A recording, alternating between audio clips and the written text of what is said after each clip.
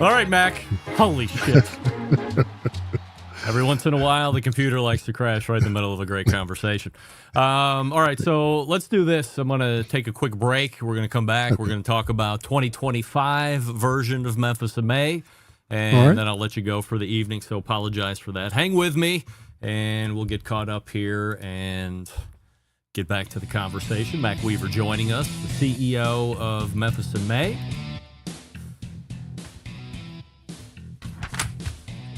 Not sure if you guys out there in YouTube land or Reconnect chat is disabled for this. No. Oh, dear. Well, we got a recording.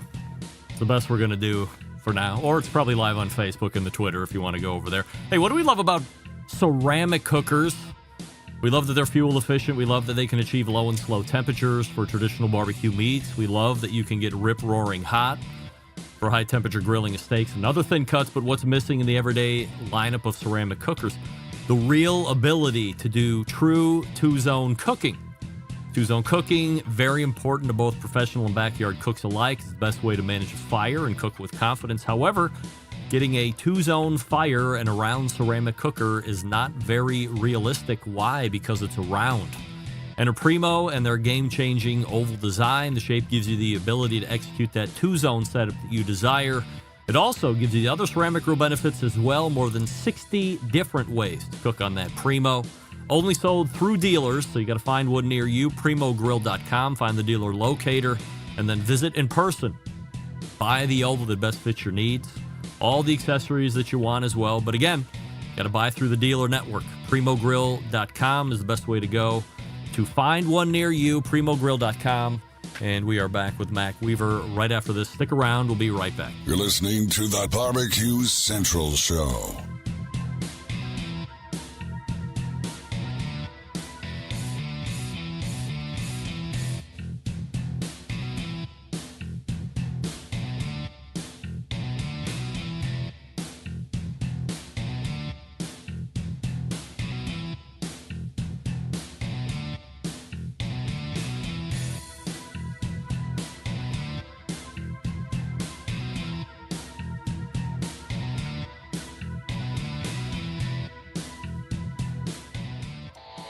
Howard Stern, Jim Rome, Dan Patrick, and Greg Rempe. The Mountain Rushmore of talk show entertainment. Now, let's get back to the Barbecue Central Show. Oh, my God. Stand by. Doug, can you... sorry. Can you disconnect, please? Immediately, if not sooner. Please. Thank you. Please, thank you. Well, I gotta hope Mac Weaver jumps back on. I don't even think that's the right link. The hell is going on around here? Oh, there was something else I was probably supposed to read for that, but I have it anyway. Wow, I gotta hope that Mac. All right, hold on. Try logging on again. What is Doug even doing trying to test 40 minutes ahead of time? Hey, vey. Plus, Doug, if you're listening, I think you're using even the wrong link. Are you not? Second takes, Embedded Correspondents, JS. Doug, I don't even think you're using the right link. You got to use the one labeled Doug. There he is. Again. Wow. I hope the contest runs better than the show's running tonight, Mac. It will. It will. And the show's going great. Oh, wow. I think All the right. lawyers beat in.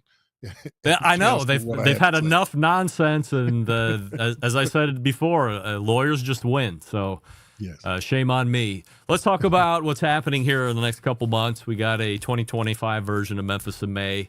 What are the dates this year? It's May 5th, 14th, 15th, 16th, and 17th. All right, 14th through the 17th. And Yes. from a team's standpoint, are you full? No, we have plenty of space out at Liberty Park. We have plenty of space to grow. So we're not really going to ever be full because we can encompass that entire parking lot if need be. But we have more teams than we had last year. We're yet to finalize. We'll have our final count by this Friday. If you filled up every inch, as you're talking about, how many teams could you possibly be looking at? We could probably grow back to years of past of 240 or so teams. No way. Yes. Wow. Yeah. Because some of those have pretty extensive builds, like 2-story things and taking up a whole bunch of space left to right. Yes. In the good old days, that's what we had. We had 240 to 254 teams, I think, was the largest group of barbecuers we had back in the good old days. What are some of the big changes this year that we might not have seen in years past? Well, we have the steak cook-off. That's something we've partnered with the Steak Cook-Off Association that we're going to have, and for our teams to participate in. That's one of the new ancillaries, and the winner of that this year will get an automatic entry into the 2026 Steak SCA World event. Wow! So not only that, they get there's a $6,000 cash purse for that division. The other thing we have is the Junior Barbecue Cooking Contest, and that's in conjunction with the World Food Championship Junior Division. How do you qualify to be a junior barbecue cook? You have to be between the ages of 9 and 17 years old, and it's a team of 3, no adults, and the entry fee is only $500. But with that entry fee, you walk away with over $1,000 worth of prizes that you get to keep. One of the things is through our sponsor, you get to keep the grill that you're cooking on. Yeah.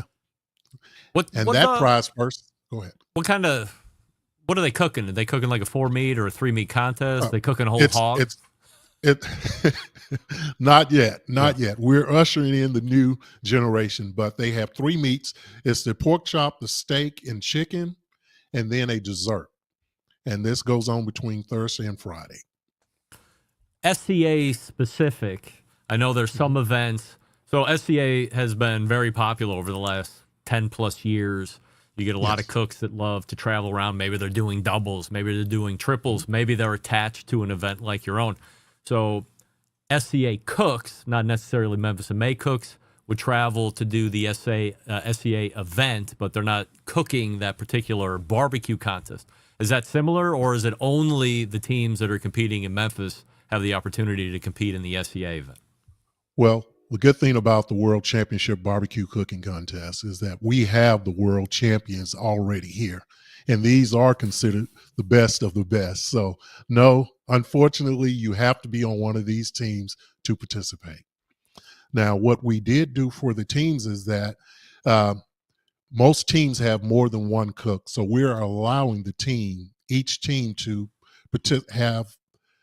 participate with at least with one cook per entry. All right. Liberty Park. Mm-hmm.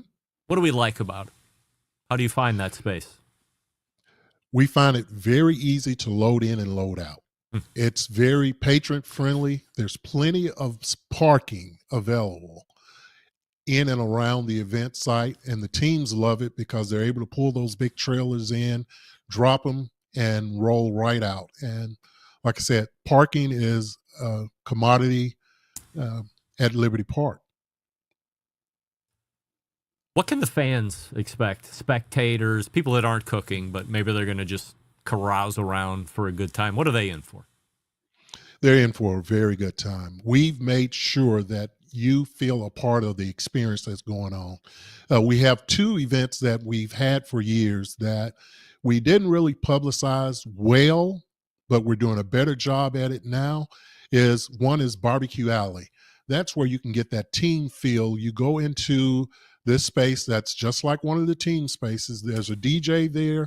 There's plenty to eat, and you pay an entry fee. And for 2 hours, you get to taste the Q from well-known chefs and barbecuers, and then hang out.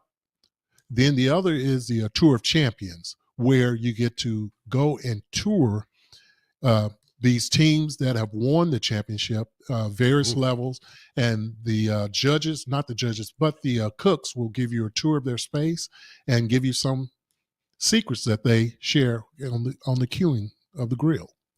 Maybe some of those pit masters are starting to hone their speech for the on-site judges. So if you're going on that barbecue tour, maybe they're working out some of their spiel. Right. Yeah. And you do get that feel like you're an actual judge, because that's where we also get our People's Choice champion from, and that's from the Tour of Champions. Do you foresee a time, I'm not asking for specifics here, but do you foresee a time when the Blues Festival comes back at some point? You mean the Beale Street Music Festival? Correct, yes. Yes. We are working on it. I know we disappointed our fans yet again this year with the pause, but what we didn't want to do was to put something out there that wasn't Memphis in May brand. And we didn't want to hurt that brand. So we, again, paused it. But yes, we are working on bringing a version of our Beale Street Music Festival back. What goes into that process? It was so revered, so popular. It was always the event leading into the barbecue week. Right. How do you make sure that it meets your specific criteria, or you feel good enough to put it out where it would be on the same level as what it had been in years past?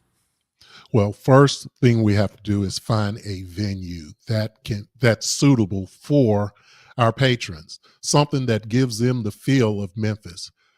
And so we've located that area, and so now it's all about putting it together and creating that feel, that blues, that Beale Street Festival feel that you get. The love for the music, the love for the city, the love for the food, and just the Southern hospitality that we're known for. You ever broke any big bands out of there? Yeah, I do believe we have. Yeah. We've broke a lot of big bands.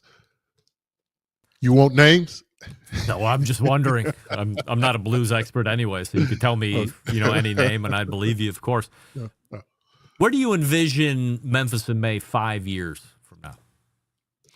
I envision Memphis in May 5 years from now being a brand new version of itself, still promoting the city itself, our food, our culture, our unique attitude, and just being a fun time like it used to be. One thing about it that I didn't mention earlier is that we have volunteers that have been a part of this organization for longer, that were here when I got here 26 years ago, that are still here, that are determined to make sure that this festival continues to strive and to be here for years to come. From a physical fitness standpoint, how's Memphis in May right now? Financially, we're sound. Yep. And, I try not to read all the comments sometimes that people say, all the other festivals are back, all the other music festivals are back. Why can't you guys rebound this? Well, we had a $3.4 million loss in 22. That was a huge hit. Then we come to 23 and we had another loss, dealing with, delays to get into Tom Lee Park, and then dealing with the aftermath of Tom Lee Park. Any other organization would be gone now. Yep. But we were able to right the ship. We did have to pause some things like the music festival. And, most people don't realize that, entertainment alone for a music festival of our size is anywhere from $3 to $4 million to put on. Wow. That's just entertainment alone. That's not nothing towards the infrastructure to build the stages and to pay the people to bring all that around. So, we were able to right the ship. Now we're building our reserves so that we can put on another festival such as the music festival. I'm going to ask you, Kevin was a little too politically correct and he didn't want to venture, but I'm going to ask you anyway. Who do you think is going to reign supreme as grand champion at the 2025 Memphis in May World Barbecue Championship?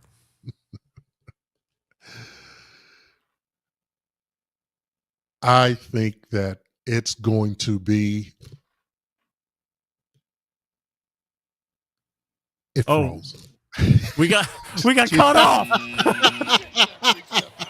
Yeah, very well played. Very well played. Mac Weaver joining us here on the show, CEO at Memphis in May, the website memphisinmay.org.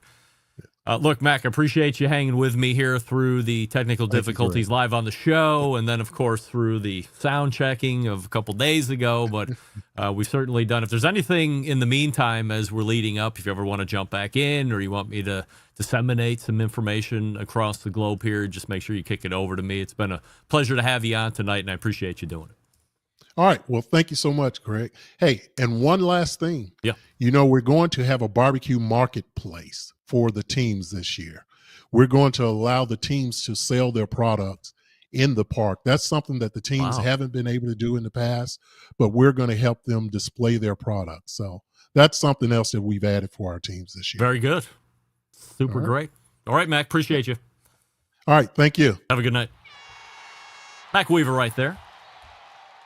Wow, what a very patient man as the computer. Just in case Terry in Kentucky is going to start taking me to task. All of a sudden, like, it went black, and then all of a sudden there it was. Wah, wah. And when you see that on the computer screen, that ain't good. You don't want to see that. That's not the right stuff. But we suffer through it, and we're all the better for it in the end. So there you go. Hopefully you enjoyed that conversation with Mac Weaver. All right, let's play a little catch-up, and we'll right the ship, get ready for the second hour, and pray that... You know what? I can just close the instant chat, I believe, right? Yeah, why not?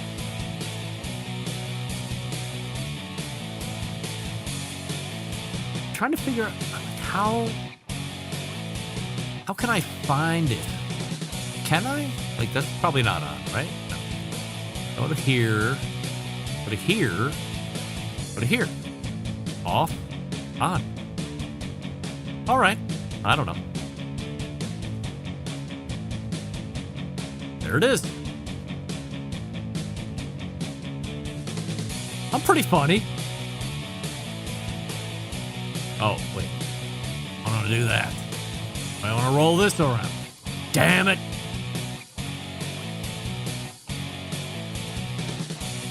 Stand by. Stand by. We're getting there. All right. Big Papa Smokers is celebrating 15 years in business. Celebrate Big Papa's 15th anniversary with the ultimate barbecue essentials, from award-winning rubs and sauces to premium grills and smokers. Big Papa Smokers has everything the barbecue lover in your life needs. Discover pitmaster favorites like Sweet Money, Double Secret, Cash Cow, and competition brisket and steak rub. For a limited time, use promo code REMPY15 at checkout and get 15% off your purchase. That's REMPY15 at checkout and get 15% off your purchase. Some exclusions apply. Visit BigPapaSmokers.com for details. BigPapaSmokers.com, where your food just got better. We're back to wrap the first hour right after this. Stick around. We'll be right back.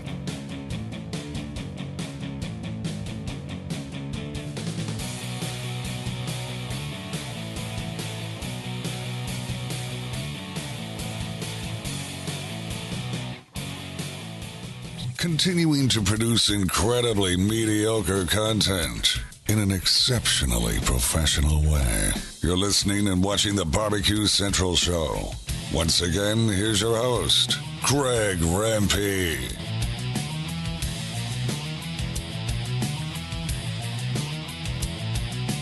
And we thank Mac Weaver for joining us in your first hour. A bit abridged, unforeseen, computer crashes, and an old mother dies. By the way, this is not a sports show, but the Cleveland Cavaliers worked your Orlando Magic to the tune of 40 points, 122 to 82. So suck it. Hey, everybody, can I trouble you for a Oh, yeah. We're really leading into Friday's game, which is a barometer check of the beasts in the East. The Boston Celtics v. the Cavs in Boston. That's the only game I even care about seeing. We're on an 8-game win streak right now. We can't be stopped. We're blowing everybody out of the water.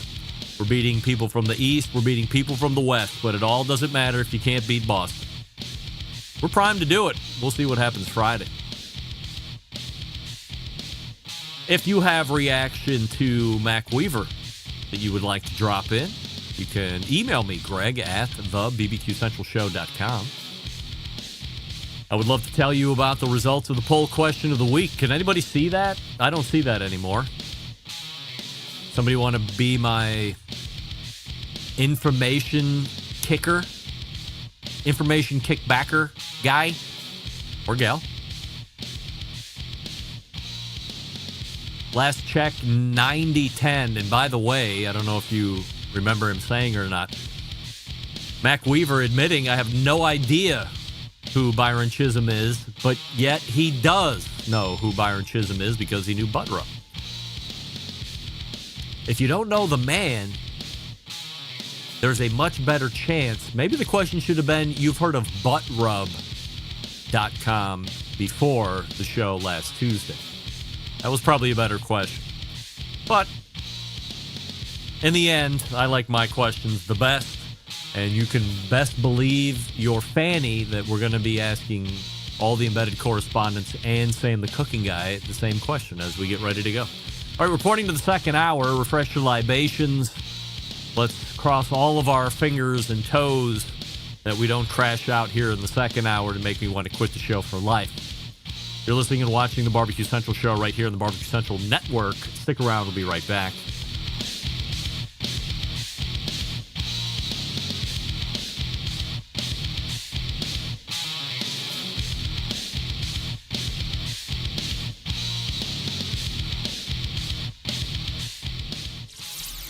Hi, this is Jeff Richards, Columbus, Ohio. You're listening to Barbecue Central.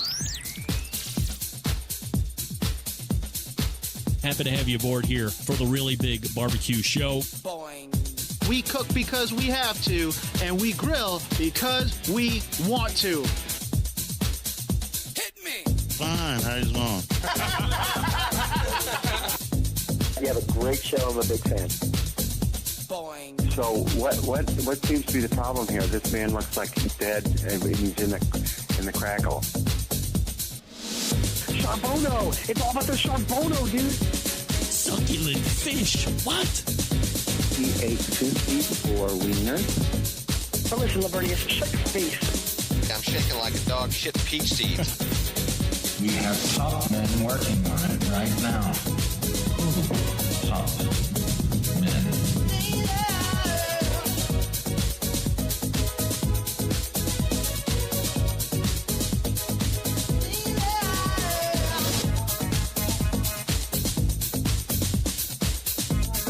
And just like that, we're into the second hour. This was a fleeting moment during that break where I was like, I'm just dropping it. I'm quitting. Boing. I got over that. Andrew, You are not quitting the show. I'm going to do it. We're going to do it all the way through. All right, Andrew. A lot of beats happening right there. All right, I'll leave it up to you guys. This is an email from somebody named Elizabeth Martin from No Names Please PR firm. Hey, Greg, hope you're doing well. My name is blah, blah, blah, and I'm with blah, blah, blah, an independent publishing company. We have a new book launching soon that might be right up your alley. On April 1st, no, I'm not kidding. On April 1st, blah, blah, blah is releasing 100% official cornhole cookbook, 115 epic recipes. The first ever cookbook dedicated to the beloved backyard game of cornhole. More than just a collection of recipes, this book captures the heart of game day gatherings. It features 115 crowd-pleasing dishes, everything from sliders and wings to creative appetizers and playful desserts. Beyond the food, the book dives into the history of cornhole, shares quirky facts, and insider tips from the American Cornhole Association, better known as the ACO, everybody. The sport's official governing body. This could make for a fun and This could make for a fun feature highlighting how good food brings people together in unexpected ways. I can offer early access to recipes and interview opportunities with Frank Gears and Mike Finn Walters. Anybody know them? Anybody? No? Shocking. Founders of the ACO who've helped transform cornhole into a nationally recognized sport. And Hallie Clark, Master Chef contestant, cookbook contributor, and author of the book's foreword. Do we want to have that interview? You tell me yes or no in the instant chat, and away we go. Still to come on the show this evening, the Embedded Correspondents will be here in a matter of moments. We say good evening to those of you, if you're still watching on one of our video streaming platforms, facebook.com/BBQ Central Show or twitter.com/BBQ Central Show. Or you can watch on YouTube, which is youtube.com/@BBQ Central Show. We have a YouTube poll question of the week, and I have no idea what the percentages are, but I'll make them up because what do you care? Before last week's interview, you knew who Byron Chisholm was, and currently 83% of you are saying yes, you knew who Byron Chisholm was. So down a little bit from the first hour, but that's all right. Coming up on the best moments of the Barbecue Central Show in 10 minutes or less this coming Friday, episode 371, taking you back to February 23rd of 2016. And this week, featuring a pitmaster by the name of Jim Berg from a team called Killer Bees Barbecue. Now, back in those days, Jim was a highly competitive, and might I add, highly successful cookbook. I got cookbook on the brain now from this goddamn cornhole cookbook. Jim was a highly competitive and successful barbecue cook, mainly on the KCBS circuit, won a number of grand championships, had a few interviews on the show for his accomplishments over that time, and then came down with a horrific and life-threatening illness, like literally almost died. So within the minutes of this particular show that John's put together, we talk about how he got into competition barbecue and what really drew him into staying in competition barbecue. Believe it or not, for those of you that would like a trivia question that will probably be never asked in your lifetime, but you're going to know it if it ever is, Killer Bees won the 2014 Sam's Club national title, if you can believe it. Well, that was a thing. You know, I remember in the old days when really cool things were happening in competition barbecue and all the biggest names in the industry couldn't wait to race down and squat and take a steaming pile of shit all over everything that was totally rad in competition barbecue. And then, like everything, it would go away because you people are shitheads. And then it was crying and lamenting about, oh, we don't have a Sam's Club tour anymore. Oh, we miss the guinea pig. Oh, King of the Smokers. Well, if you wouldn't be such turds, maybe things would stay around longer. But no. That's why you're not allowed to have good things. That's why competition barbecue has faded into a deep, dark, gray zone of mediocrity at best. But look, I say it every week as I digress, and we talk about Jim Berg's Killer Bees appearance that'll be on the Best of this coming Friday. This time especially, hit the link for the full interview. Jon Solberg, who put it together, emailed me privately and said, please don't share this.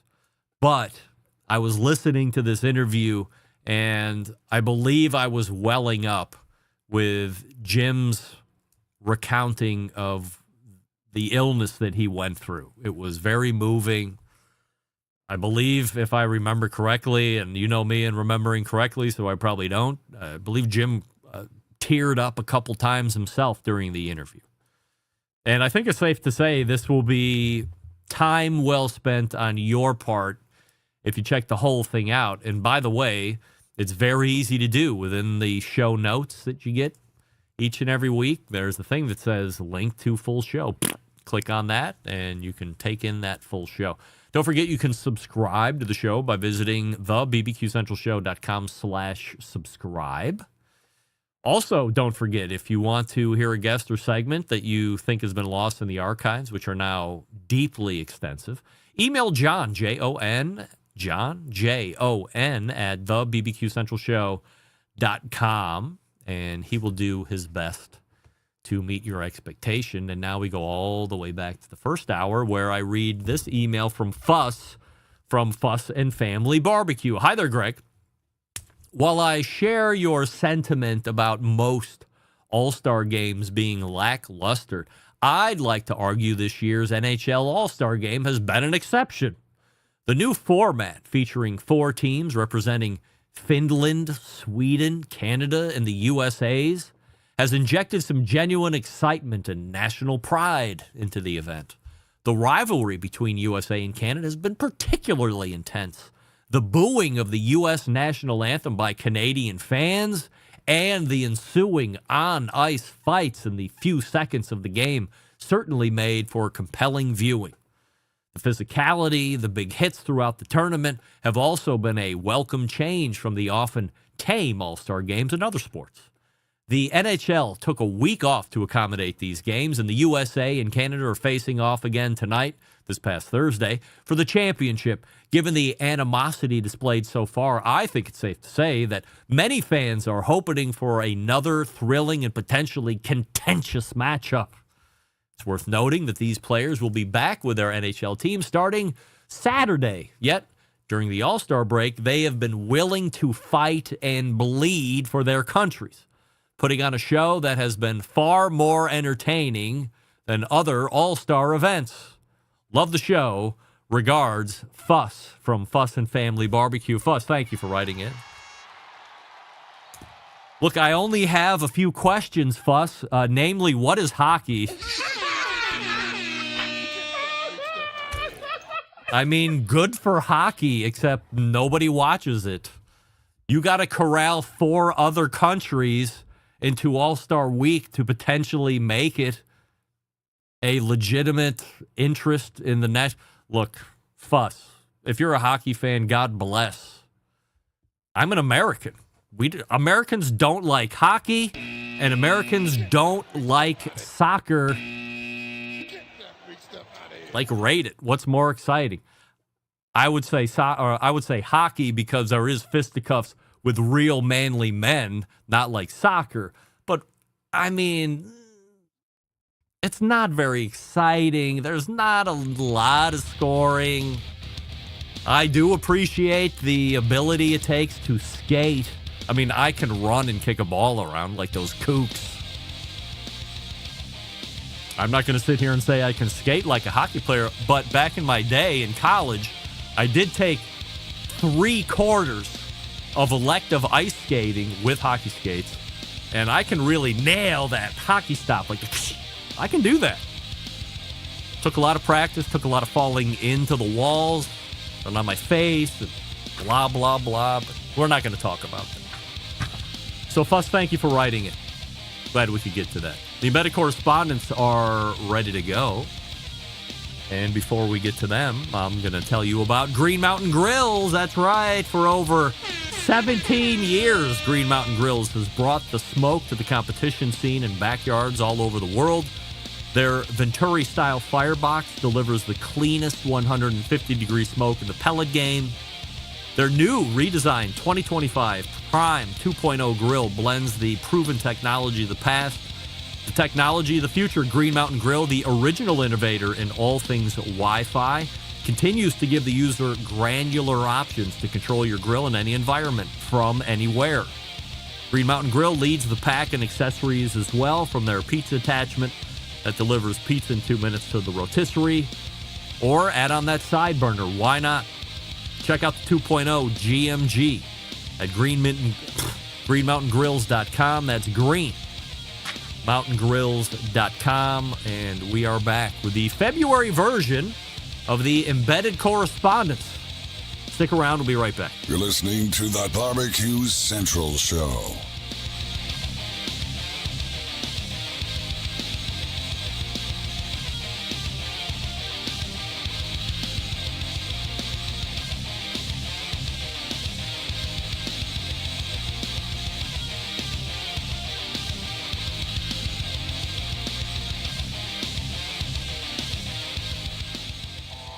Howard Stern, Jim Rome, Dan Patrick, and Greg Rempe. The Mountain Rushmore of talk show entertainment.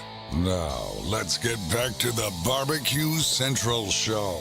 Hey, this portion of the show being brought to you by Pit Barrel Cooker, the most unbelievable outdoor cooking device on the planet. Currently available in 3 sizes with a host of accessories. It doesn't matter if you're a beginner or a professional. It's a cooker you want to add to the arsenal. Visit pitbarrelcooker.com and tell them the BBQ Central Show sent you. Yeah, why not? We'll give it a run. Hey, it's the 4th Tuesday of the month, and 14 past that 4th Tuesday in the second hour can only mean one thing. A visit from the Embedded Correspondents.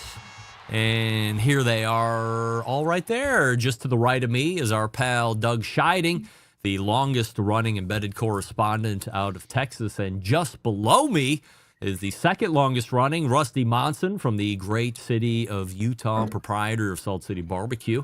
Caddy corner below me to the right is Matt Osmond from Tennessee. And wait a second, look at that, all the way top right, from San Diego, California, a.k.a. Whale's Vagina, it is Sam the Cooking Guy. Wow. Look at you making spit. What's up, fellas? Can I count on you what doubling? an honor this is. Can I count on you doubling back up next week, or do I have to scramble for a guest? No, buddy, I'm here for you. All right. Well, we are winning all over. Here for you. Second hour starting out like a house of fire. Gang, before we get into the 100% Assurity questions, we have a YouTube poll question of the week that I have no visibility on percentages, but who cares? We'll make them up as we go along. Doug, we'll start with you. Before last week's interview, you knew who Byron Chisholm was. Yes, I did. All right. Sam, you knew who Byron Chisholm was. Nope. Nope. And a quick no. Rusty, you knew who Byron Chisholm was before last week's interview. Yes, of course. Yes, of course. Matt? I forgot to get the rub, but absolutely yes. Yes, all right. My first guest in the first hour, Mac Weaver, CEO of Memphis & May, said he did not know him, but indeed he ended up knowing him by product, so I also gave him an okay for that. Yes, Sam? I was just going to say, I may be the dissenting vote on everything tonight. That's fine. Because this is not my world. I mean, it's my world in the sense that I do. Oh. I have a cold and I have a tooth issue. I lost a tooth, so I have this weird thing in my mouth that makes me have a little bit of a lisp. So, little more than usual, you mean? I don't have a list. Oh, Not that there's anything wrong with that. Absolutely not. All right, we have YouTube, or we have 100% Assurity questions. By the way, Rusty, nice to see that the internet connection is solid this month, and you are looking wall-to-wall, treetop tall. Yeah, I'm looking pretty good, man. All right, that's CB talk for you guys that aren't in the trucking industry. All right, let's go to Sam first and foremost. 100% yes and or 100% no. You have tried the famous aforementioned butt rub at some point in your barbecue life. Yes. Doug. Early on, yes. Matt, 100% yes or 100% no. You have tried the famous butt rub at some point in your barbecue life. One of the saltiest rubs, 100% yes. Rusty, yes or no on the butt rub? Haves and still do. Yes. Still a big fan. Sam, were you a fan or was it a once and done? I don't currently have it in my pantry. I pretty much leave Mr. Scheiding's rubs in my pantry right now. Thank you. In fact, I used your dust recently on a sausage pie thing that I made. I don't know if you saw that. Used it more than a couple times in it, and it's in the recipe description. But no, years ago I had it, and I probably either bought it or was given it because of the pig and the cute little cover, and it probably gets people. I have no recollection of whether it's good, bad, salty, or not. But if Rusty still uses it and likes it, then I should get some. Doug, do you like it? It's been so long since I've used it. I used it on steak and burgers and stuff, but that was about it. All right. We'll move on. Rusty, 100% yes or 100% no. I am being petty for not booking Andrew Zimmern on the show because he wants me to send him a new mic and pay to ship it back. That's a loaded question because when are you not being petty? And so, yes, you are. I don't know. Like the words fuck and you are just slamming in my head, but I don't want to say that. All right, Doug, 100% yes or 100% no. I'm being petty for not booking Andrew Zimmern on the show again because he wants me to send him a new mic and pay to ship it back. I would do the same. No, I'm stubborn. Sam, petty bitch? No. Matt, am I being petty? I feel like we need to discuss this more, but 100% yes. All right, well, the guys on the bottom row are in cahoots. However, it appears the guys on the top row are 100% right. No. But wait a second. I have a question. No. Well, you don't just, they're not that expensive. I mean, you could just send him one. Forget sending the fucking thing back. Well, does he not want it? You have to send it back. So here's the deal. Out. Here's my line of reasoning. I didn't say no. I deleted the email, but I didn't reply back to it. But I did delete it. So I've left myself somewhat of an opening where after we talk here this evening, if I need to circle back, I can make up some lie. I mean, nobody's watching this on his team, so I think I'm pretty safe here. My thought is this. There was a complaint. The microphone he used the first time had been used only one other time and then was sent from that person to him. The person telling me the microphone was well used and, oh, by the way, we need a new one. And since you're going to be sending him a new one, also send return postage. So, I mean, what am I in? All in. If I send him a Samson Q2U mic, it's, I don't know, $80. It's $20 to return back. It's $100. It's the principle. But I feel like I was also told previous to the first interview that he has a plethora of microphones that he could use. So on the strength of my principle and the fact that I was told that he has a veritable cornucopia of microphone to choose from. I don't feel like I need to pony up and then pony that bitch back. Or worse, let him have it. Like, if I'm going to pay for it, you can guarantee I'm bringing it back so I can send it out in beaten up condition to some of the other people that would be appreciative of my sending around equipment. Rusty, explain yourself.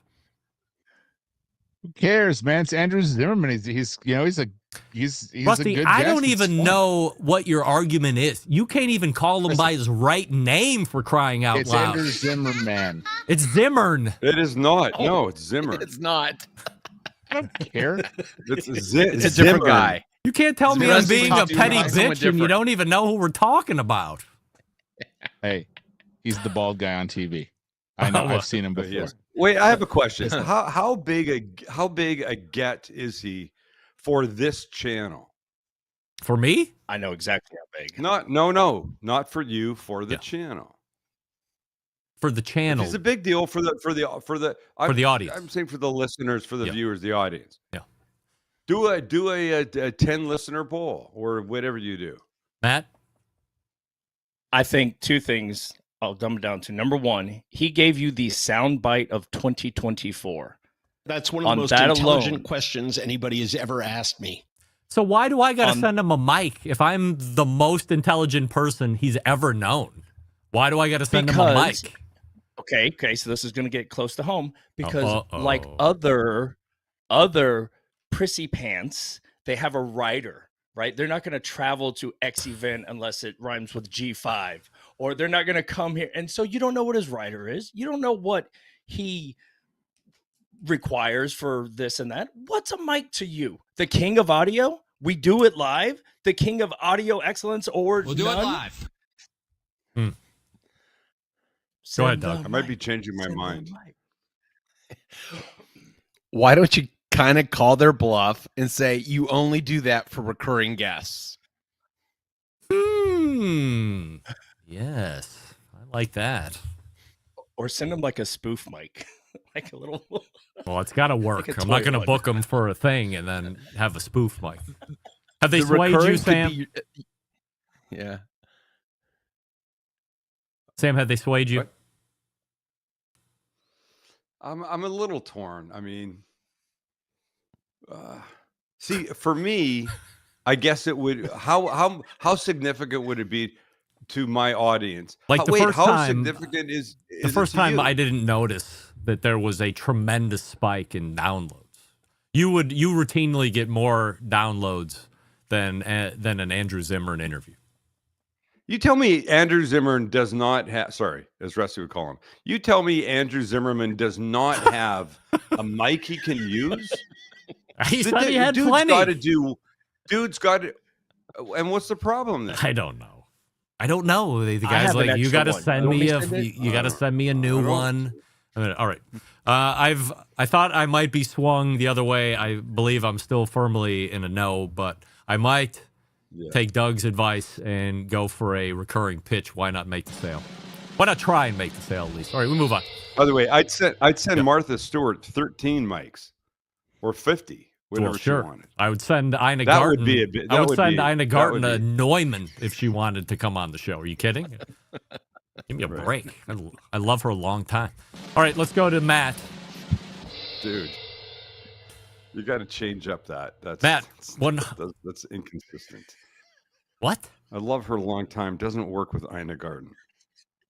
It does for me. She's like your Jewish aunt. She's like your Jewish aunt or grandmother. Is she Jewish? You can't love a Jewish aunt or grandmother a long time. I don't know. I've that's loved her a wrong. long time. Well, that's just effed up. All right. You're taking it out of context, but that's all right. All right, Matt, 100% yes or 100% no. You are aware of who Chapel Roan is. 100% no. Okay. Doug, 100% yes or 100% no. You know who Chapel Roan is. only because I watched the Grammys. Yes. Sam, Chapel Roan? Had to look it up, but you're saying it wrong. Oh? I think it's Chapel Rome. Roan is Rome. Oh, is it? Oh, I mean, that's how the letters sound. Oh yeah, I got you. Let's ask Yeah. Rusty. Sorry, no. Ask Rusty. Hold on, No, I'll I have ask. no idea. The linguist. Chapel Roanserman is what Rusty would say. All right, Rusty, 100% yes or 100% no. You probably have the yes as quick as I did because I live in a house full of women too. You know who Chapel Roan is. Yeah, that's the thing with restaurants, man, is you're always working with the littles, you know, so you're always hip to the stuff. Yes. So yeah, I know who that is for sure. Pink Pony Club. So it was a no for Matt. Sam, were you a yes or a no? I apologize. No, I was no. All right, that's right. So Matt and Sam, no. I was yes, of course. 100% yes or 100% no. We've worked back to Doug. You have heard the name John Willingham in barbecue circles. I think I first heard of that from Paul Shoddy, my brother from another mother. Hell Wow. yeah. Sam, you have heard the name John Willingham in barbecue circles. Nope. Nope. Did you just bring me on to say no to everything tonight? No, you haven't said no. Almost. You have 2 yeses so far. You tried butt rub. You said no to Andrew Zimmern and no to Chapel But Roan. when you get into the weeds with like No to the John Willingham. the hillbilly names, I don't know anybody. Well, I like to know. I mean, let's not speak that ill of the recently passed, but all right. Rusty, 100% yes or 100% no. You have heard the name John Willingham in barbecue circles. Oh yeah, and I have his book right upstairs. Right. Rusty. Matt? Can't have a little competition barbecue without it. 100% yes. John Willingham, barbecue legend, especially at the Memphis and Mays and the Wham Cooker. Of course, we all know about that. Sam, you ever heard of the Wham Cooker, yes or no? Nope. Nope. Keeping it consistent. About Wham. Wake me up. Yes. Yes. Sam, let's go to you. 100% yes or 100% no. You knew that Rectech sold a pellet-fired griddle. Finally one that I can. No, I don't. Fair enough. Rusty, you knew Rectech sold a wood pellet-fired griddle. I did not know that, no. Really? They're from Utah. If Rusty didn't, come on. Lord help. Dude, I'm so far up my freaking food truck's ass. I don't know what's out there anymore. I don't even know what barbecue is anymore. I can't wait for an update. Matt, 100% yes or 100% no. You knew that Rectech had a wood pellet-fired griddle. 100% yes. Dougie? Yes, I did. Yes. Of course. I did as well. And we thank Wes Wright for reminding me that I knew that last week when he was on the show. And I have reached out to see if they're actually still selling that. According to their website, they are, but that doesn't really mean that they're selling it. 100% yes, and it's $1,000. Can I ask you? Wait, please go ahead. Can I ask a question about it? Yeah. You get the benefit of the smoke. Somehow it's sides are open, holes are there, something.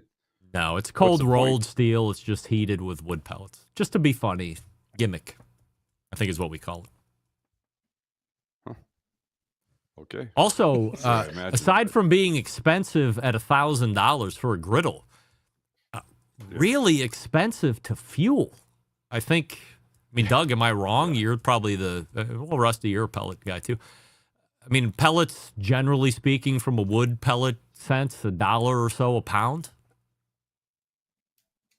Yeah, it's gonna be hell of expensive. Yeah, I mean, you're running 500 degrees with that. I mean, it is hot. You must have money to burn, figuratively and literally. Yeah. What's the point of having a wood pellet fired griddle? Yeah, it seems very inefficient. Fired pellet. It's just just because somebody had to do one. it. I thought Traeger was going to do it, but they didn't. They're smart. Yes, and they actually have a more expensive griddle than Traeger. Yeah. The entry level is $9.99. Right. They have a more expensive one above that. Yeah, Jeepers Creepers. All right, let's go to Rusty. Rusty, 100% yes or 100% no? If you had to choose one type of charcoal to use forever, it would be briquettes. 100% no. Matt, briquettes for life. 100% no. Doug, briquettes together forever. No way. No way. I'm shocked. Sam, 100% yes or 100% no? If you had to choose one charcoal to use forever, it would be briquettes. Even the least charcoal briquette guy on this panel right now says no. Would not. Wow. No surprise. I mean, they have their place, but no. Unanimously, we say no. I would definitely not choose to live with briquettes forever and ever. Would always prefer a lump charcoal over a briquette if I have choice, and that's just what I like. Is it a flavor thing for you, Doug, or what's the aversion to briquettes, choosing one for life? Yeah, I just don't think the briquettes work as well, especially in barrels. And so since I used to make barrels and cook on barrels, that's what I would prefer. Sam, any particular reason? No, I think flavor for me, I like the process. I like dealing with the charcoal better than briquettes. It's more fun. But I have a question. All right. Who makes one that doesn't have medium-sized pieces and fucking trees in the bag? Because what do you do when you get a piece this big? You take an axe. That's what to she it. said. I mean, is there anybody? Not to me, she didn't, Doug. But my! Wow. Is there a version out there that is sort of consistent throughout? Rusty, you have a lot of charcoal experience. What do you think? For me, it, like Doug said, especially in barrels, it just burns a whole lot cleaner. It feels like, and then to Sam's point, like, Rockwood does a really good job with balancing things out. And you can find them. Like, in fact, it's Rockwood that really changed my mind because the smell of that is so damn good. We were at a comp once and I smelled it all the way across the park. And I went, what does that smell? I gotta go find it. It was Rockwood, and it was I don't think I've ever seen it. Where do you get it? And then ever since then, it's like it can get pretty bad. I mean, there's some low grade stuff that briquettes just annihilate. But if you get a good lump, I mean, there's nothing better. Where can you get Rockwood at, Rusty? We get it locally here. I don't know, just online. I would highly recommend it. It's, in my opinion, the best wood to burn out there. Period. It's great. $20 a bag. It's not crazy, but Matt, why do you like? Very good. Why do you like hardwood? So for two reasons. Number one, it is impossible to have a briquette without lump because that's how the charcoal process starts. So therefore, briquettes are a byproduct of lump charcoal. Number two, other than some brands which may remain nameless, other than on my hat, most all briquettes have binders and chemicals that are toxins in it, and a lot of people don't know that. So if you look at the MSDS sheets and you really get into the nuance of it, when you have a true clean burning charcoal, you can kind of skirt all those flavors, we'll call it, that get into your meat. All right. Well, apparently Ace Hardware has it. Thanks, Rusty. Rockwood. All right. I'll go get some. Yeah, you're gonna love it. Go It's get great. some. Try it out in your pit barrel cooker or I'll report back. wherever you have it. Yep. All right, stand by, guys. We're going to come back and finish the 100% Assurity questions here in just a moment. And before we do that, we'll talk about the barbecue diet program, because you're tired of diets that make you choose between good food and real results, aren't you? Well, you don't have to anymore. David McDowell has cracked the code. His personalized fat loss coaching for barbecue lovers lets you eat the foods you love: ribs, brisket, wings. Still lose the weight, get lean, feel amazing. This isn't some fad. It's a proven system that includes barbecue-friendly meal plans, tailored health strategies, and weekly check-ins. So you're never guessing, never alone, never forced to give up what you love. And if you want to be a part of something bigger, surround yourself with like-minded barbecue lovers who are also dropping weight, getting stronger, and staying motivated, then go online to the Barbecue Diet Group. That's where you need to be. Here's the deal. You can keep struggling on your own, or you can plug into a system that works. Join now. Get exclusive access to expert coaching, real-world strategies, and a support crew that won't let you fail. Go to school, S-K-O-O-L, school.com/BBQ. That's school, SKOOL.com/BBQ right now. Take the first step, because you can have barbecue and your dream bod too, but you have to take action. And David and I just began week 3 as we get ready for the Lean Out, Shred Out contest that'll be happening down in Orlando, Florida, between me and the girls' boyfriends in about 2.5 weeks from now. I'm all over it. I think I'm going to win. I'm feeling pretty good. And I'm eating real barbecue meals while we're doing it, because I'm a barbecue lover. All right, we're back to finish the 100% Assurity questions right after this. Stick around. We'll be right back.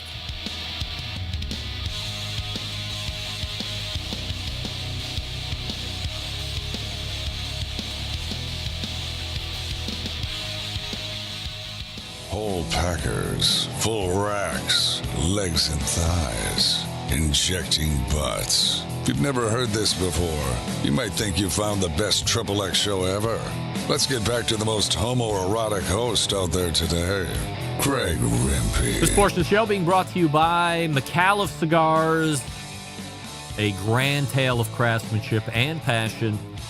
Symphony of flavors are within their portfolio, each note crafted and composed to create an unforgettable Nicaraguan smoking experience. Go to the website, McAuliffe, MICALLEF, McAuliffeCigars.com. Use the locator, find a retailer near you. And we welcome back the Embedded Correspondents here. I think we left off with Matt, so we go to Doug here next. Doug! 100% yes or 100% no. Tim Shear pocketed more than $1 million on the sale of Gateway Drum Smokers to Smokin' Bros. This is a great question. Yes. I am going to say no. I doubt it. Sam, Tim Shear pocketed more than $1 million. Yeah, I think you might want to rethink having me on again for these questions. I have no idea who any of these people are. You don't know Tim Shear? I don't know. I'm gonna give you a flat no. I'm not buying you made $1 million on this. No. Holy Rusty, shit. Was this a good idea yes. in your head? Yes, of course. 100% yes or 100% no. Tim Shear pocketed more than $1 million on the sale of Gateway Drum Smokers to Smokin' Brothers. All right. You want to hear how out of touch I am right now, Greg? Yes. Oh, you didn't even know this happened. I am the biggest Gateway Drum fan of all times. I have them. I want to use them in my restaurant. I'm trying to make it happen. I didn't know he sold it. I had no idea until I read the notes today. What the hell, man? Yeah, wow. He easily could have. I mean, they're very popular on the trail. There's a lot of accessories you can have for them, and it's only going up. I mean, the popularity of barrels is getting more and more, and now it's going into homes. So I think, over $1 million sounds reasonable. All right. Matt, Tim Shear pocketed more than $1 million? There's one in every crowd. 100% yes. Oh. I'm going with 100%. Go, sorry. I'm going with 100% no. I don't know, by the way. I haven't reached out to Tim to ask him how much money he put in his bank yet. I'm gonna, but I just haven't yet. And after talking with Wes Wright last week, I am more inclined to think that it's probably a little less than $1 million. But I would be happy for him if he was able to do $1 million or more. Sam, go ahead. I'll just go back to something that Russ a second ago. Yes. What fucking notes is he talking about that I did not get? There's notes for this? Well, is that why I should know this shit? What notes? No. You didn't get the memo? Well, I read it in the notes he said. Well, we have a monthly document that we share amongst us for topics and ideas and stuff. But these are just questions. You wouldn't be any of the wiser. Apparently, I might have done some research. Yeah, but I don't need you to do research. I need your honest answer. Okay, Sam, for the next one, just go opposite. No, no, thank you. Yes, Matt, thank you. Yeah, that's right. All right. Is it because I'm Jewish? I didn't get the notes because I'm Jewish. When is it not because you're Jewish? That's the better question. Yeah. All right, Sam. Jewish and Canadian. What's worse? Yes. Well, Sam! technically, I'm both now. I'm bi, Doug. You know that. Yeah. That's getting isolated. That's what I hear. can tell you that. That's going to be the next sound there drop. you go. That's going to be the next sound drop. Next week, Sam, what are you? I'm bi. It's going to be its own little sound drop. We get them every once in a while, just like that. All right. Sam, 100% yes. That's why he's on. Yeah, 100% yes or 100% no. You are shocked to learn that no one has purchased a BBQ Quadra grill table, even with a $1,500 show discount. I can answer this one honestly. Yes? Not shocked at all. Okay. Not shocked at all. Not at all. All right. Very firm in that answer. Rusty, you are shocked to learn that no one has purchased an BBQ Quadra grill table, even with the show $1,500 discount. By the way, just to prove. There it is right there. Wow. Oh, Jon Willingham. Jon Willingham. I feel bad. Good for I you. didn't mean to speak. Never mind. Go ahead, Rusty. That's okay. That's okay. It's fine. You just come in and you talk about a legend in our world. But that's fine. I didn't know. It'd be like saying, do you know who Jacques Pepin is, right? I mean, of course, everybody knows who that is. Terry from Kentucky is going to be on my ass. Gardner. Yeah. Uma Gardner, or her name is. She sucks. Ina Gardner. That's where Sam's email went. Irma Gardner. I love that. Irma Gardner. So good. Wow. What a bastard. All right, Rusty, are you surprised or not? I'm not surprised. Everything's a damn gimmick right now. It sucks. Matt, you are surprised no one ponied up on the Quadra, even with discount. I'm playing the Couturian. I actually am 100% yes. After listening to the interview and going to the website, I don't have the bread for that, but he kind of sold me if I did. Dougie, you are surprised that no one's purchased an BBQ Quadra grill table, even with $1,500 discount. No, but I'm more surprised that Matt fell for it and wanted it after the interview. Well, look, I hate to say, while we didn't meet up on December 29th in a freezing cold Cleveland football game, Matt and I will agree that I am surprised that not one person has said, look, Doug, I mean, just because you might not, I am 100% surprised that nobody took. Look, one thing I know about my audience, they are cheapskates. So why would they not take advantage of a $1,500 savings? I understand that table is, like retailing $6,500. However, you can quickly justify it by saying, well, I can get it for $1,500 off plus shipping. So that's a great deal. I'm going to get it. Whether you believe in it or not is a separate thing altogether. I'm surprised one person didn't go, you know what? Now I'm going to get that with that $1,500 discount. I'm shocked. You know who's more surprised than you? Yeah, probably Kareem Pirani. Yes. Yes. We move on. Dude. Rusty, 100% yes or 100% no. More than 60% of the general public in the Americas wash their proteins before they cook them. I'd say so, yeah. Matt, 60% are washers. I'm going with the under 100% no. Doug, you have a cat peeking in?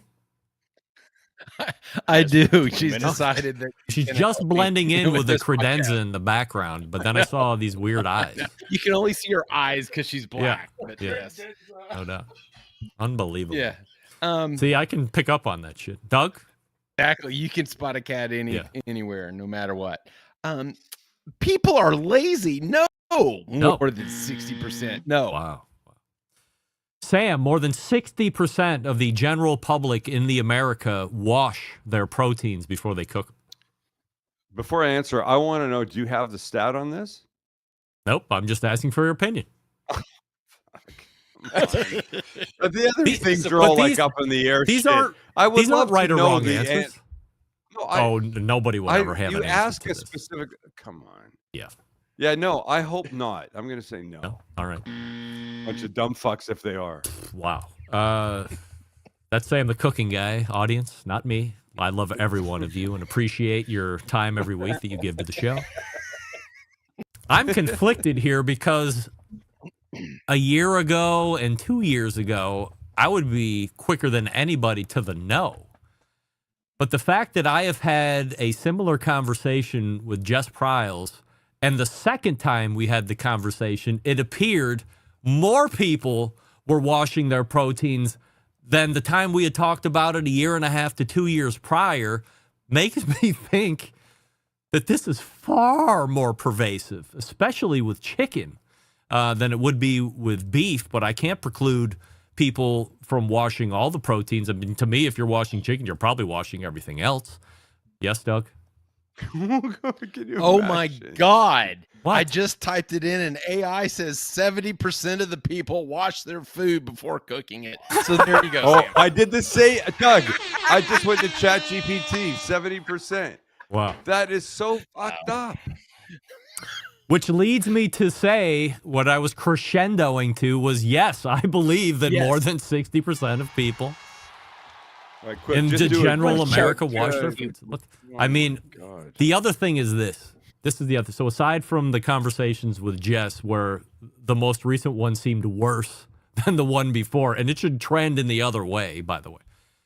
If you watch these TikTok videos with somebody talking about washing their chicken and then go immediately to the best place to go anywhere in the world is on any video, which is the comments. I mean, line up. People are like, you don't wash your chicken. You're a heathen. You're going to hell. I would never show up in your house. Boom, one right after the other, one right after the other. They all line up in support of washing chicken, especially. I've never seen anything like it. So that further bolsters my belief that it's more than 60%. And now that we know it has been confirmed by the most unreliable source ever, AI, we're going to go ahead and book that. That's fine. Go ahead, Matt. You said proteins. I understand the chicken argument. I comprehend it totally. Yeah. Other than beef broth for steak, which I heard on a former podcast. You put steak underneath the sink. Nobody's washing steak. Nobody's washing pork. 100%. The chicken thing's a fad. No. Oh, no. 100%. I don't think, no, it is not a fad. The chicken thing is not a fad. The chicken thing is that. Ingrained in culture. 100%. That's your mother did it, your grandmother did it, you do it. Yeah. I'm running a campaign to stop that. Further bolster that, Matt, I asked this question in my real day job key performance indicators meeting that I have once a month. And I asked all of the senior management my question of the month, which was, do you wash your chicken before you do anything else with it? And the owner of the company said that he did. And then I made fun of him. Did you laugh? And then, yes. And then I said, Ken, in all seriousness, did your mom used to wash chicken? And without batting an eyelash, he said, yes, of course. This is learned behavior. I mean, he might as well told me he's a racist. It's learned behavior. Point though. Listen, the next time you do whatever that meeting thing you just mentioned that I couldn't spew back because KPI. I'm not in the corporate world at all, ask this question. Ask it about things other than chicken. Don't say proteins. Don't say chicken. Say, do you wash your beef, your lamb, I don't know what else is out there, your duck, pork, anything, any protein, maybe right? Pork. Yeah. Ask about the other things, please. All right. We'll double back the next time you sit in, and we'll let you know what the results. I of that think question people are. do tonight. Probably never. I think but- people do. Yeah, I mean, obviously, this is Hey, look, a much if you're bigger washing problem. chicken, Yeah. If you're washing chicken, you're, I think, 100% washing your pork. I wouldn't agree. make that jump to beef, but I think pork and chicken, you're right there. I think if you're putting Turkeys. chicken under the Yep. sink, you're probably putting every single protein under the sink. I believe it. I have to believe it. Waste of water. Yes, I believe. Yes, it's truly It's a waste of water. brain power. And it's spewing droplets of ickiness on top of your countertops and all this other stuff. So anyway, we all agree with it. Wait, well, we don't. Go ahead, Doug. I know people that are using the washing as the binder instead of putting on a different binder. They're using the water from the washing as the binder. Rusty, you do that? Wait, Rusty, you wash your chicken? I don't wash it. No, I don't wash my chicken, but I Oh. do use water as a binder. Well, Sam, it you can be almost picked up a misconstrued full-time spot on the monthly Embedded Correspondents. We were going to have to kick Rusty off. I gotta say, I think using water as a binder might be getting me close. I get the concept. In but fairness I to can't Rusty, I've imagine done not- that. I've done that with a bunch of rack But of why ribs. not- why I just not go over with use, a fine mist. like anything else that might help seasonings adhere a little better than water, and or add maybe a splotch of flavor. Look, we know mustard doesn't really add flavor, but there is other things. Sriracha, But the vinegar- absolutely. Yeah. The vinegar then helps there's flavor. I know Sam's over there. Sam, Go ahead, Russ. Sam's over there not being able to buy sodas because all he has is $100 bills. All right, because some of us just, like it's Benji's. It's free. Benji's. What is he Free. talking about? It's free. Fuck He's are like, you shit. I talking about? Come out can't. there and Can someone smack help you me in with the this? side of Right? the All I head. got are Benjamins. Right. I mean, Rusty, was that some kind of Sidewinder Jewish comment? Yeah. And by the way, Rusty, it's a ridiculous comment to think that I would, use sodas. I would use fucking champagne on my. That's right. My protein as a binder, for God's sake. Right. Pop that Wait, Corbel. fucking soda. Give me that Dom. Give me that Dom. All and right. the real champagne. None of this bullshit Prosecco. Yeah, from the Champagne region. All right. Let's I do go have an to 85 Dom. where are we at here? Who did I end off the chicken thing with? Sam. Matt? Sam? All right, let's go to Rusty. Rusty! 100% yes or 100% no. You calibrate your thermometers periodically. I do. Yeah. Oh yeah. All the time. Matt? Yes. Thrice a year. Doug, you calibrate your thermometers periodically. I have a thermometer addiction, so every time I buy a new one, I do. The rest of them, yes. Sam, you calibrate your thermometers periodically. I want to say yes so badly. I really do. But I can't. No. I will tonight, though. I know what I'm doing as soon as I get out of here. Like it's just Buy something- another one and then you calibrate. It's just something that you don't think about, or what? Yeah. I'm sorry. If you mean by calibrating, throwing them out and buying new ones, No. to Rusty's point, of course I do that. No. There's those $100 bills. I mean, I don't. you What is I want to know what evidence that the boy below you has that I would use soda as a fucking binder. And I Go ahead, throw Russ. out, No, I mean you tell can't them. purchase this soda because you got $100 bills. It's embarrassing. You can't go to a gas station and go, "Hey, I'm going to buy a bottle of Sprite. Here's a Benjamin." Where's this coming from? What Benjamin. evidence do you have? Not a Benjamin. Benjamin. Yeah. Benjamin. That's funny, Doug. To Benjamin. Ben Zimmerman. Wait, I want to know what evidence he has and where's this coming from? Where's this coming from? Water's when you're a restaurant guy. I'm doing all this meat. Not I can't anymore. be putting Was. See again. Took I'm out of the myself loop. out of the restaurant business. I quit my partnership. Good for you. Good for you. Sam's got champagne taste and a Kool-Aid budget now. He's out of the restaurant. That's what I game. got, buddy. I think Rusty failed to say it's the 3.7 million followers is maybe why he was. Oh, okay. We'll get into that later. Don't you worry about had that. golden By the way, let me make one thing clear. Yeah. Subscribers 7.9, do not equate to 3.79. dollars. Views. Okay. Views. Heard. Views equate. All right. Let me get back to this as I rein my show in. Sam, you have a Thermapen. You don't think you've never thought, hey, I just want to see if it's accurate. I'm going to stick it in boiling water, see if it registers 212. I will go do that. I know you're super anal about that. I will go do that though. I was just shocked. As much as I was shocked about people washing chicken, I was as shocked that the elites in the industry have never even given it a thought. But whatever. I do, by the way, check more than periodically. 100% yes or 100% no. Matt. All-star games of any type are terrible to watch.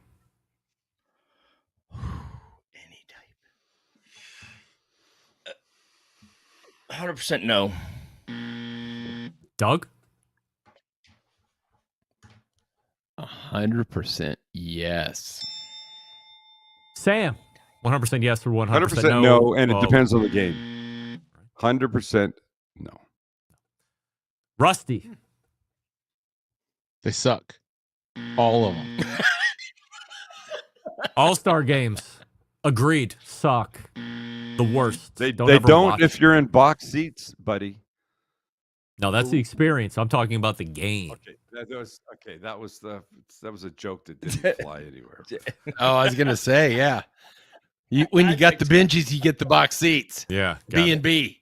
Man, who cares how the game is? Fucking champagne is flowing. The pork sandwiches.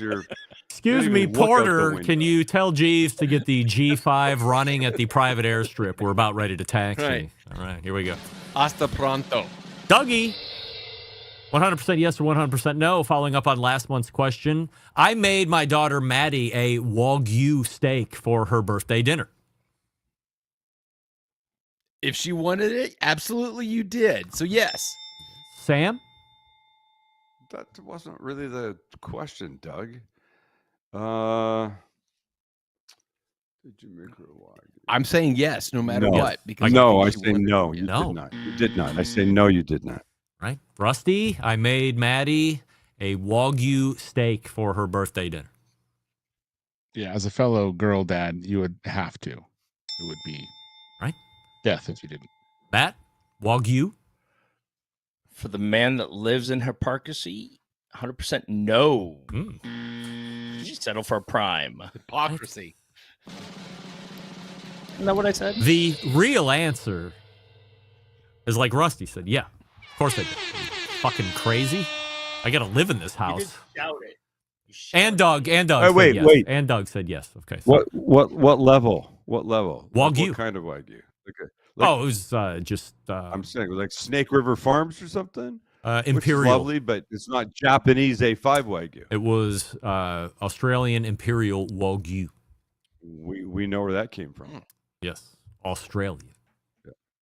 Yeah. Yes. Sam, why would you think I would not cater to my middle daughter's desire for a Wagyu I'm just steak? thinking Cleveland. I don't know what you guys eat. Who knows? I don't know. I don't know that your daughter has those tastes. Maybe she wanted something else. Maybe she wanted ribs or some shit like that. Wow. I guess I wasn't going to daughter wanted that kind of steak. I don't have girls. I know boys. Yeah. Only know boys. All right. Well, Matt, then you know girls. Yeah, your thought of me being a hypocrite did not pan out this time, although I understand what you're talking about. Hey, Sam, 100% yes or 100% no. Chicago-style bar pie is better than Chicago-style deep dish pizza. Yes, 100%. Yes. Rusty, bar pie better than deep dish. Never had it before, but deep dish is the best, so that would be hard. I need a better answer than that. No. Right? Matt, Chicago-style bar pie better than Chicago-style deep dish pizza. Can I answer this accurately? What is Chicago-style bar pie? It's tavern pizza. You know, like thin, cracker type crust, but then it's also cut then in squares. Oh, sold. 100% yes. Yes. Done. Give me the right angle all day. Rusty, do you want to go back on that, or are you living with that? Hell no. Like deep dish is deep dish. Hell no. All right, I'm double clutching on Rusty's. No. Dougie, Chicago style bar pie better than Chicago style deep dish pizza. No. Wow. Well, Doug and Rusty are maniacs. 100% yes. Yes, sir. Bar pie, way better. I'm pretty sure under most normal human beings on the face of the earth, that Chicago-style deep dish pizza does not even classify as fucking pizza. Cheese pie. It's gross. If you got to show up to a pizza restaurant and put your order in 45 minutes ahead of time to get a pizza, that's a problem. That's a big problem. It's a casserole with a bottom crust. Yes. It's a pizza catfish. Don't fall for it. Go to Chicago and get the tavern-style pie. Be a much happier human being. Crazy. I can get that at Pizza Crust, and it's fine. It'd be the same. That's right. Rusty, 100% yes or 100% no. Sam, the Cooking Guys YouTube channel will eventually get to 4 million subscribers. First of all, did you take a hot iron rod to your tongue when you were young? And yeah, it should, because he's badass, and I love his channel. Matt, Sam the Cooking Guy will eventually get to 4 million subs. 100% before May Day. I'm calling it. May Day? What's May Day? May 1st. It'd be interesting to ask this question without me sitting here. You think in 2 months he's going to be at 4 million subscribers? It's 3.79 and change all day. He's got this. Right? STG. Doug. Thanks, buddy. Sam the Cooking Guy's YouTube channel will eventually get to 4 million subscribers. Of course. Sam the Cooking Guy's YouTube channel will eventually get to 4 million subscribers. I'm not so sure. I'm not being coy, but I can tell you this. It's 100% yes or 100% no. I got a couple $1,000 bet with Matt right now, and I wouldn't do anything different. I'm not trying to hold it back, but I'm telling you, we went 2018. We had 30,000 subscribers. 2019 we had 1 million. 2020 we had 2 million. 2023 we had 3 million. 2024 we had 3.8 or wherever we are now.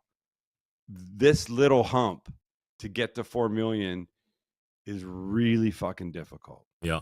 Really fucking difficult. And we're going to have to make some Challenge changes. accepted. It's not your channel, if the challenge Matt. Is if the It doesn't matter. Matt, if the challenge is, he's a fellow. if the challenge is He's a a fellow. $2,000 bet by May 1st, I'll take that challenge. Yeah, I'll take a $10,000 bet.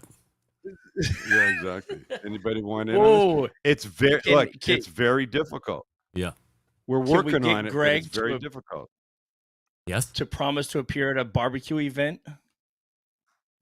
Yeah, I'll Can go. we, like- I will go to Memphis. I will go to Memphis in May. I will make it down on May 1st.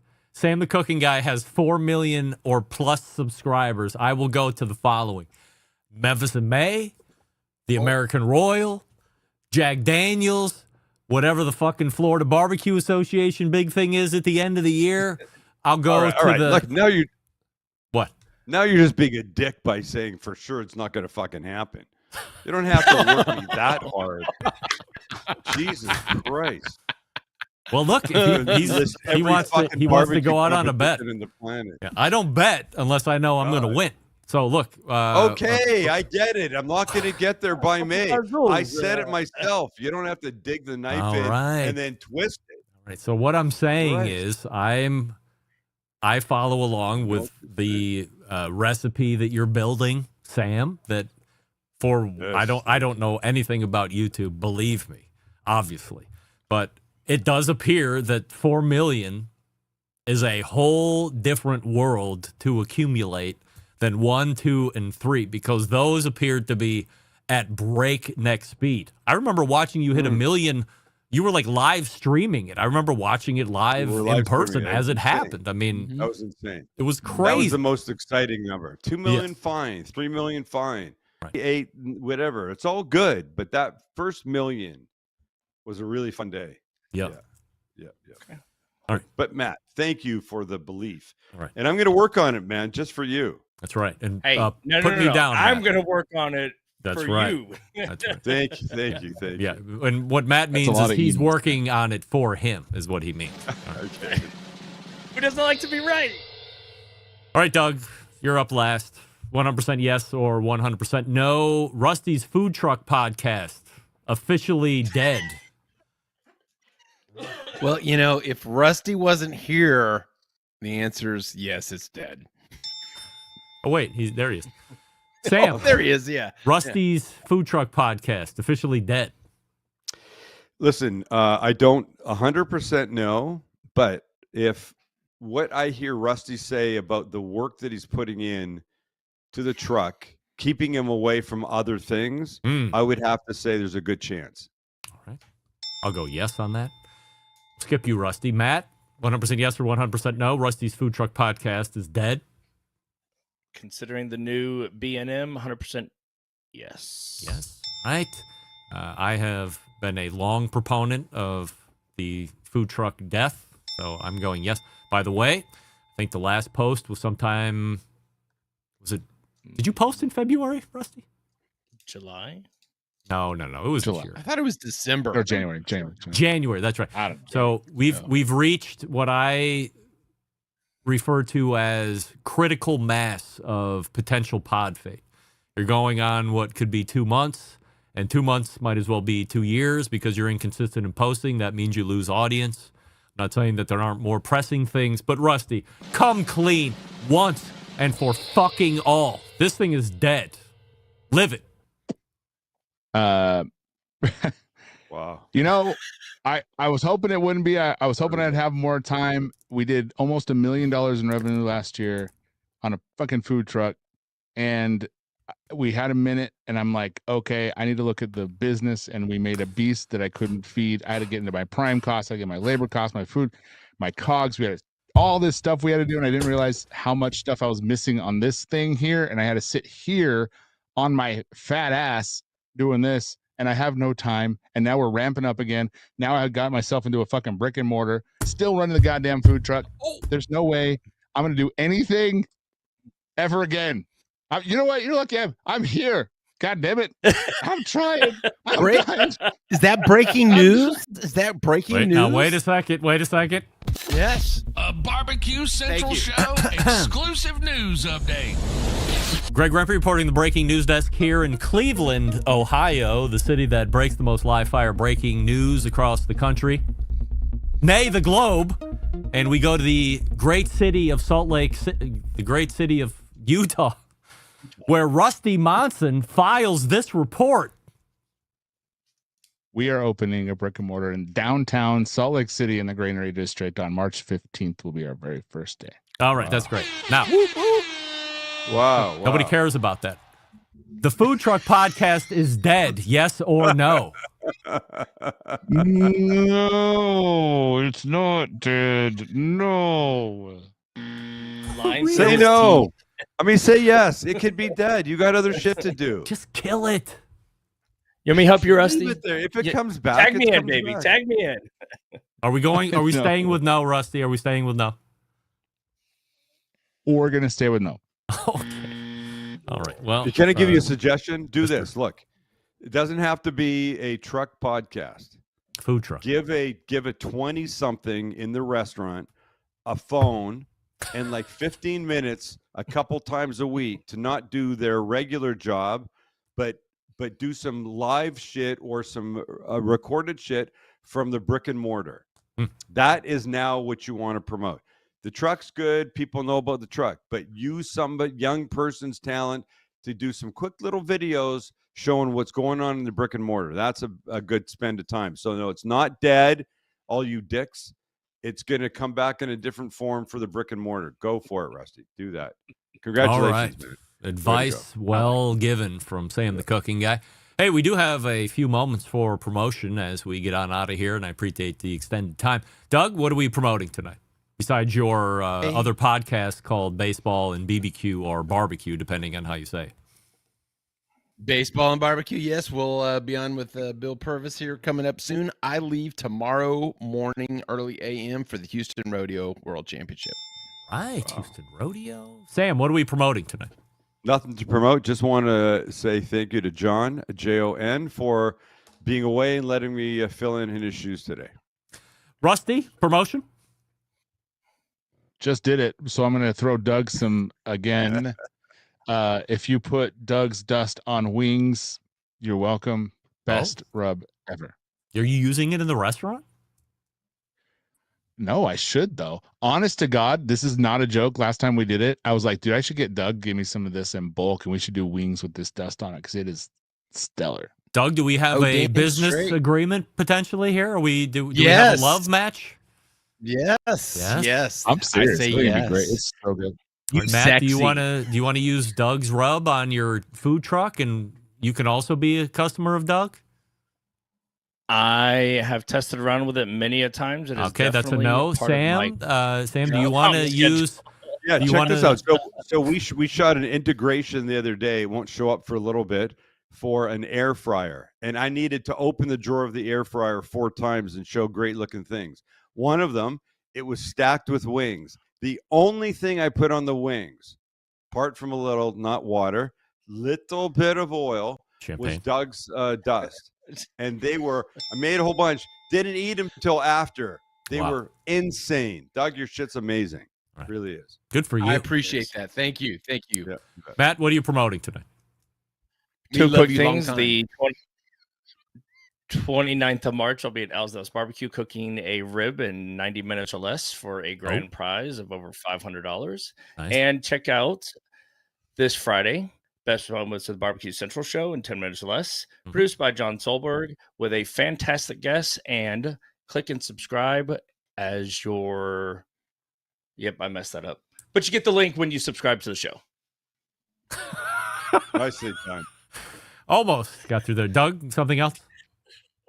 Oh, no, if I have a chance to say something. Oh, the last EP 371 Best Moments of with Chad Ward.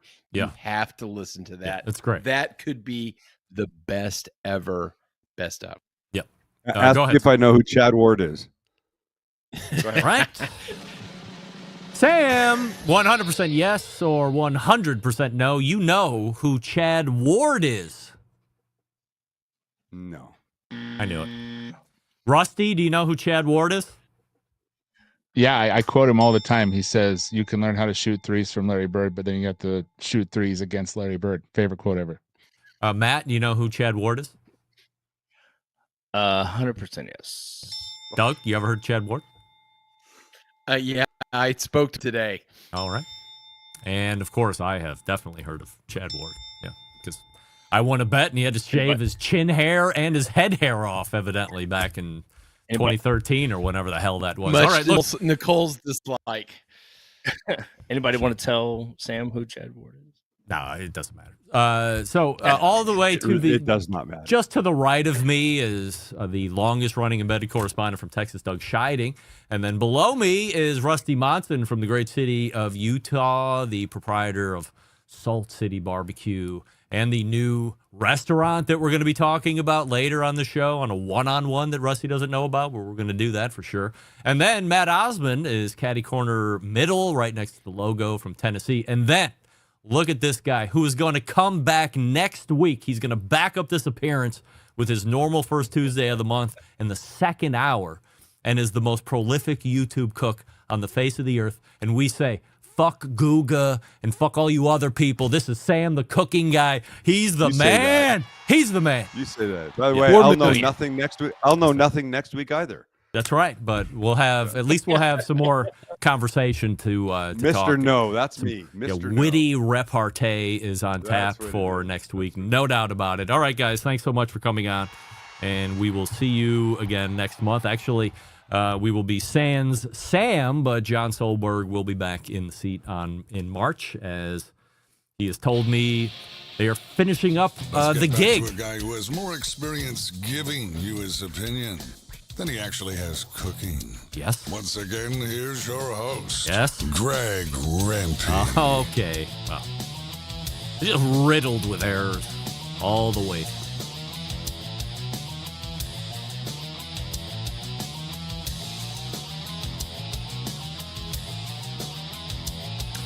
Jeff and Drizzy is saying water replacing mayo. I don't know about that, but I would say if you are in the midst of a really big rib cook or 500 different chicken pieces or something along these lines, a fine mist of water over the top.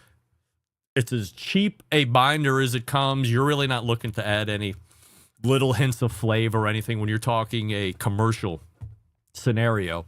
Little mist of water and then go over it with the rub, slam it in the cooker, and away you go. It's so inexpensive, so easy. You have access to it everywhere.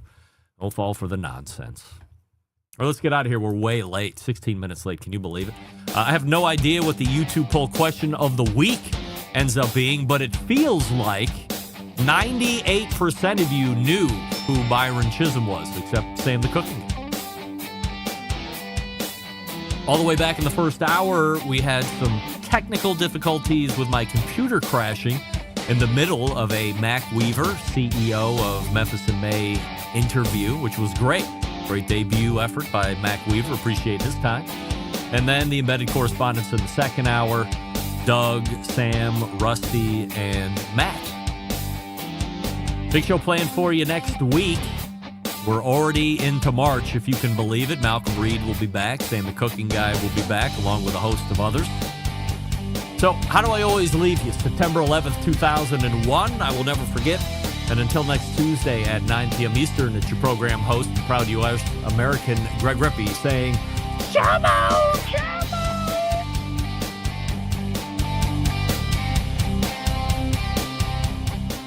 Hi, this is Jeff Stone of Grandpa's Pride Barbecue from the Panhandle of Florida, and you are listening to the Barbecue Central Show.